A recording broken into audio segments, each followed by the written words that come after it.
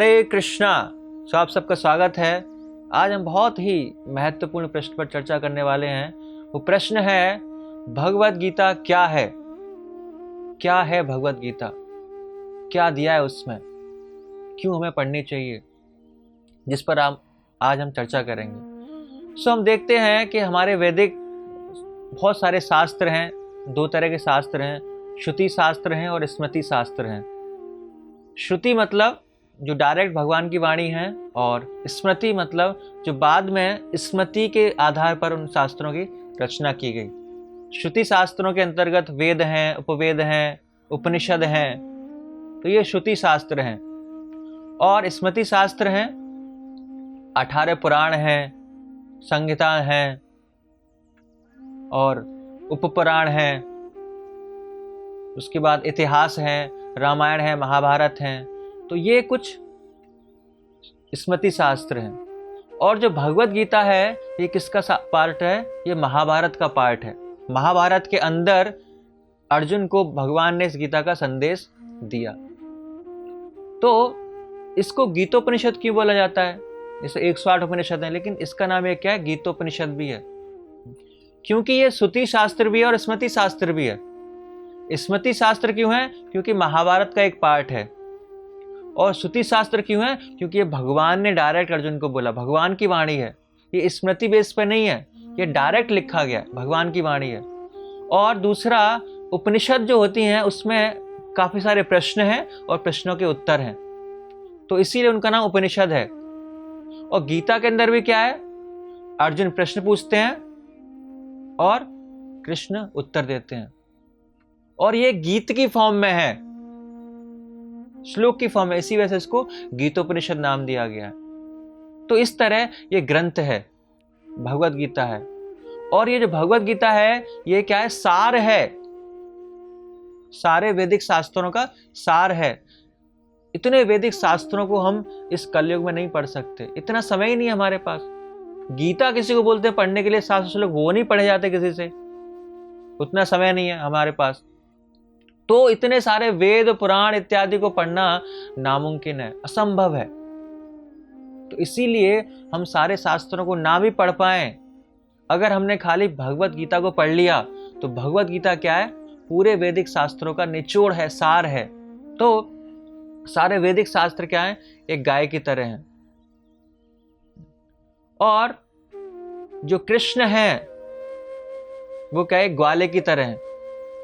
और अर्जुन जो है एक बछड़े की तरह है। और जो उसको सुन रहे हैं वो क्या है? वो श्रोतागण हैं, जो अन्य लोग जो बाद में दूध पीते हैं उसकी तरह है। तो जो भगवत गीता क्या है? सार रूप में, गीता दूध रूप में भगवान निकाल रहे हैं, उसको मथ रहे हैं, और अर्जुन सबसे पहले उसका आस्वादन कर रहे हैं। उसके बाद उस गीता का, भगवत अमृत का हम सब लोग आस्वादन कर रहे हैं। तो सार रूप में हमको मिल रहा है। तो भगवत गीता क्या है? सारे वेदों का सार रूप है। क्योंकि युद्ध के मैदान में अगर कोई चीज बोली जा रही है तो क्या होगा? पूरा सार बताया होगा भगवान ने, कोई फालतू की चर्चा नहीं की गई होगी, जो पूरा बिल्कुल महत्वपूर्ण है हमारे जीवन के लिए। वो सारी चीजें अर्जुन को कृष्ण के द्वारा गीता के माध्यम से बताई जा रही हैं। तो इसीलिए गीता का संदेश जो है हमारे लिए बहुत ही महत्वपूर्ण है। हमारे सारे प्रश्नों का उत्तर इसके अंदर है। महात्मा गांधी कहते हैं कि जब भी मेरे जीवन में कोई भी समस्या आती है तो मैं क्या करता हूं? गीता को खोलता हूं, कोई पेज अचानक से, और जब मैं उस पेज को, पृष्ठ को पढ़ता हूं, तो तुरंत मुझे उस समस्या का समाधान मिल जाता है। ऐसे बहुत सारे प्रसिद्ध व्यक्ति हैं जिन्होंने अपने जीवन में गीता को उतारा है और गीता के अनुसार अपने जीवन को जिया है, और उसी गीता की वजह से अपने जीवन को खुशहाल बनाया है। तो सारी शिक्षाएं गीता के अंदर हैं, सारे प्रश्नों का उत्तर गीता के अंदर है।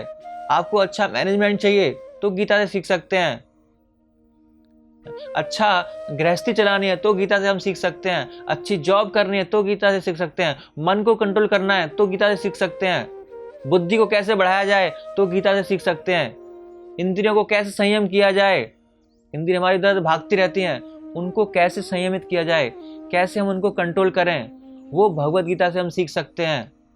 कैसे अच्छी हम पढ़ाई करें, वो भगवत गीता से सीख सकते हैं। हम कैसे अपने कार्य को हम अच्छी तरह कर पाएं बिना मन को इधर उधर जाए हुए, वो भगवत गीता से हम सीख सकते हैं। सो भगवत गीता का जो संदेश है सभी व्यक्तियों के लिए है, सभी कैटेगरीज के लिए है। बच्चा है, जवान है, बूढ़ा है, स्त्री है, पुरुष है, अमेरिकन है, इंडियन है, रशियन है, गोरा है, काला है, सभी के लिए एप्लीकेबल है। और ये जो गीता का संदेश इतना व्यवहारिक है कि आज के युग में भी उतना ही प्रैक्टिकल है। ऐसा नहीं है 10,000 साल पहले, 5,000 साल पहले भगवत बोली थी, आज के युग में प्रैक्टिकल नहीं है वो। ऐसा नहीं, 5,000 साल पहले भी प्रैक्टिकल था, आज भी प्रैक्टिकल है, और आने वाले 10,000 साल बाद भी, जितने भी साल बाद भी उतना ही प्रैक्टिकल होगा। उसमें कोई चेंज नहीं हुआ, ना ही परिवर्तन हुआ है। तो जो भगवत गीता है ये एक कुंजी हमारे जीवन की, मैनुअल है हमारे जीवन का। जैसे हम किसी प्रोडक्ट को, किसी इक्विपमेंट को बाहर से खरीदते हैं तो उसकी कुंजी, मैनुअल बुक हमारे साथ में मिलती है कि इस इक्विपमेंट को कैसे यूज करना है, कैसे चलाना है। तो इसी तरह भगवत गीता क्या है, हमारे जीवन की कुंजी है। ये क्या है, मैनुअल ऑफ लाइफ है। जीवन को कैसे जिया जाए वो हमें भगवत गीता द्वारा सिखाया जाता है। तो इसी प्रकार, इसीलिए भगवत गीता का हमारे जीवन में बहुत ही इंपॉर्टेंस है, बहुत ही महत्वपूर्ण है हमारे जीवन के लिए। क्योंकि अगर हम बिना भगवत गीता को पढ़े हुए अपने जीवन को जिएंगे तो क्या होगा, बहुत ही दुखदायी होगा। हम अपने जीवन को खराब करेंगे और इस संसार को भी खराब करेंगे।